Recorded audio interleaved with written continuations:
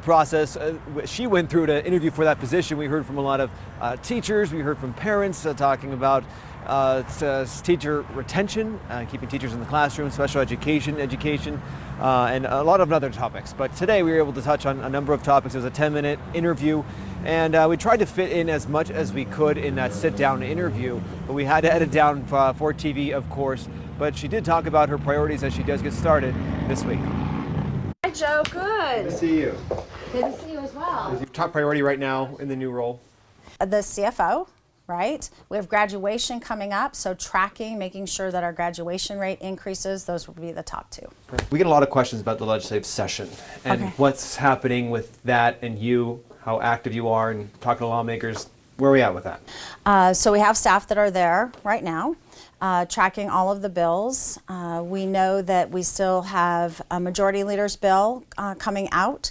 We're excited about that with pre-K. We know the governor's proposed budget also had pre-K, right? We want early start. And it's not just about the funds, right? It's about policy, that we have good policy that's made. Do you have a goal when it comes to funding from the state that you're hoping to get from lawmakers in this? Oh my gosh, absolutely. The Commission on School Funding, right, has the plan to get us to just the national average over 10 years. But we're not even at the national average. And so people want to compare our outcomes for our students, right, in $28,000 per kid in New York.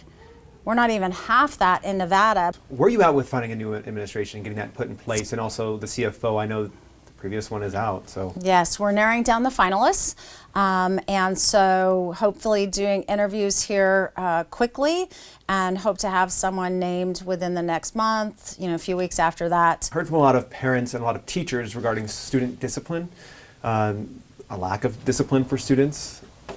How do we address that? Working with our families, working with our parents,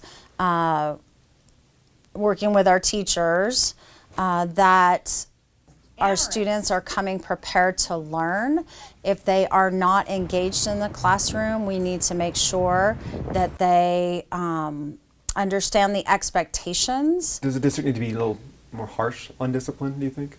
When we're dealing with people, we need to understand the root cause of what happened at that moment in time. It's not a yes-no type of answer or question. We're human beings, and we need to get to the root cause and making sure that they're supported. Extended school days, there's a lot of questions about that, and I guess a lot of debate about it as well.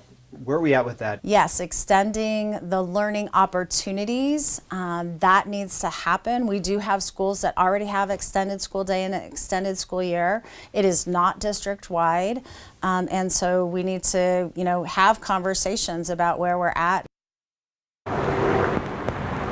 All right, now back out here outside the CCSD headquarters where it is starting to rain. Well, keep in mind that was about a 10 to 12 minute interview. We had to cut it down here for TV purposes. But if you do have any questions for me when it comes to education related stories, you can send me an email. My email there on your screen, joe.moeller@ktnv.com.